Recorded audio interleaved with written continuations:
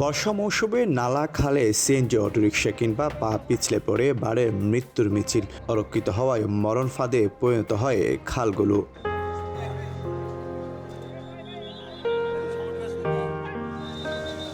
সবশেষ শুক্রবার রাতে নগরীর চকবাজার কাপাসগোলা হিজলা কালে পড়ে প্রাণ হারায় 6 মাসের শিশু সেহরিশ। প্রাণহানির জন্য স্থানীয়রা অরক্ষিত খাল নালাকেই দায়ী করছেন। মুখের অংশটা খোলা ছিল, অরক্ষিত ছিল, যার কারণে রিক্সা হলো রাস্তা এবং খাল তফাৎ করতে পারে নাই, খালে পড়ে গেছে। পানির আর রাস্তা যখন সমান হয়ে গেছে তাহলে তো দুর্ঘটনা যে কোনো মুহূর্তে হবে। রিটার্নিং ওয়ালের সাথে রেলিংয়ের যদি ব্যবস্থা যদি না হয় তাহলে যে কেউ দুর্ঘটনা করতে পারে। বর্ষাকালের আগেই যেন কালগুলো যেন খনন করা হয়।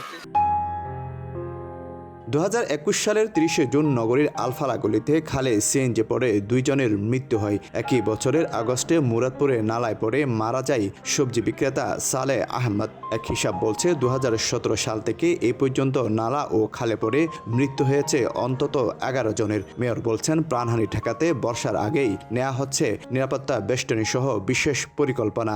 যত ম্যানহোল অরক্ষিত আছে প্রত্যেকটি জায়গায় এই 1.5 থেকে 2 মাসের মধ্যে সমস্ত স্ল্যাব ম্যানহোলের ঢাকনি করে দিতে হবে। জলাবদ্ধতা নিরসনে চট্টগ্রাম নগরীতে চলছে 57টি খাল ও 760 কিলোমিটার নালা খনন ও সংস্কার কাজ চলছে। কালভার্ট ও ব্রিজের কাজও। একটু বৃষ্টি হলেই ঘটছে প্রাণহানির মতো ঘটনা। নগরবিদরা বলছেন, দায় এড়াতে পারে না সংশ্লিষ্ট সংস্থাগুলো। বর্ষার আগে টাস্ক ফোর্স গঠন করে পদক্ষেপ নেওয়ার দাবি নগরবিদদের।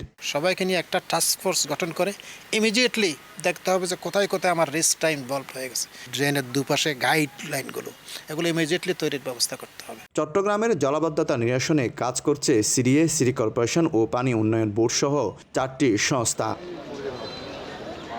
শফিকুল আলম, সময় সংবাদ, চট্টগ্রাম।